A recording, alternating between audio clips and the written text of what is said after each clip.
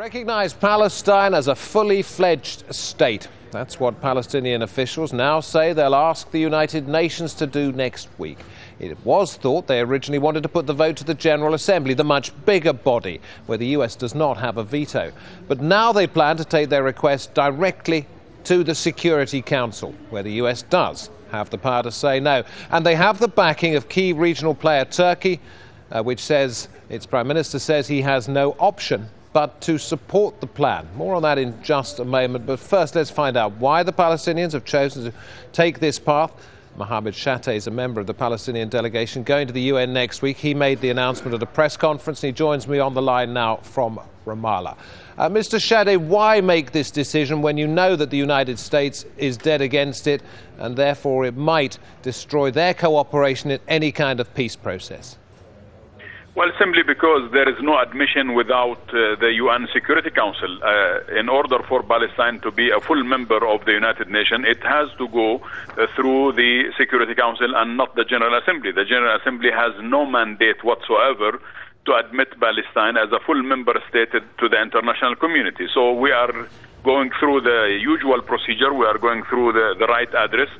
And the most important thing for us, as I said, is that this is the only route available for us.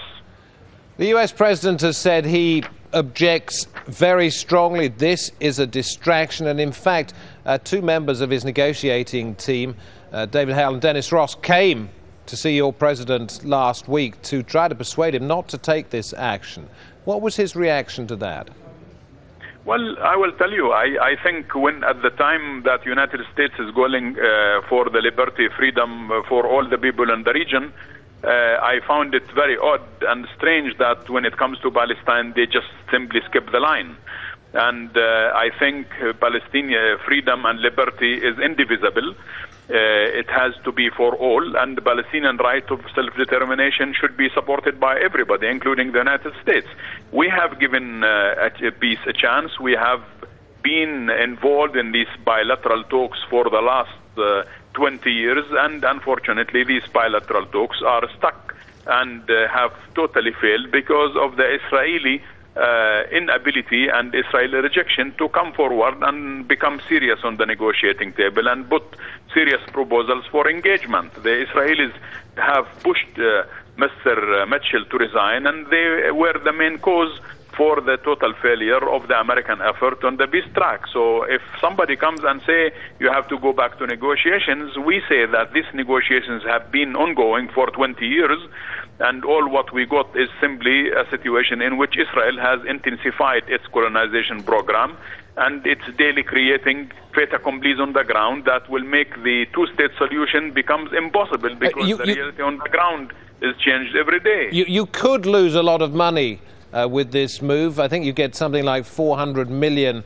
US a year, and they've said that if you go ahead with this, they could cut that aid. Well, first of all, the United States is not the only donor. Arab countries, Europe, Japan, the whole international community is donations for Palestine. Second, this money is very exaggerated, this number. We don't get that money every year from the United States. Maybe it is 200 million.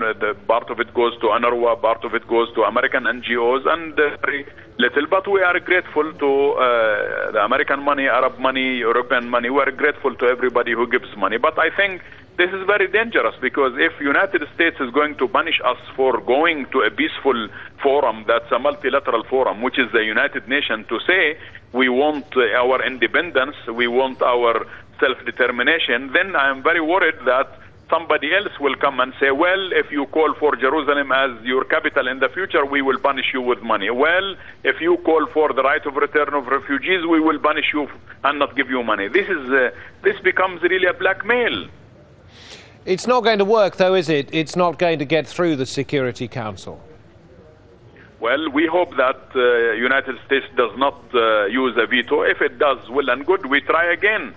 Japan was vetoed 3-4 times. Japan was vetoed on Tuesday, and then on Wednesday they resubmitted another application. So it's really having an American veto. This is not the end of the world. Israel was vetoed 3 times. Jordan was vetoed 4 times. Portugal was vetoed 7 times.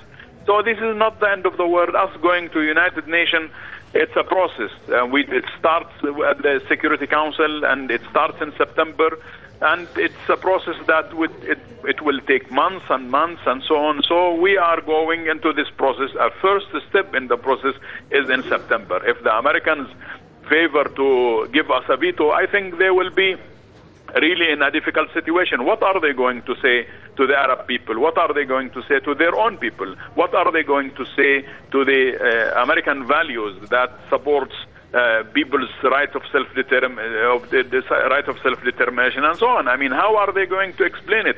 To say the only way is negotiations? We know that, but we know also that negotiations has not really taken us anywhere, and we know very well that the Israelis have pushed the American effort to fail. I mean, Washington should come and say to the Israelis, listen guys, I cannot all the time protect you under these circumstances. The region is in real transformation.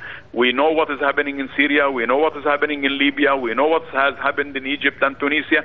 So there is a new reality on the ground that Israel cannot really treat the region as it has been, and this issue of Palestinian right of self-determination has to be materialized in an independent state. Otherwise, we will not continue playing this game.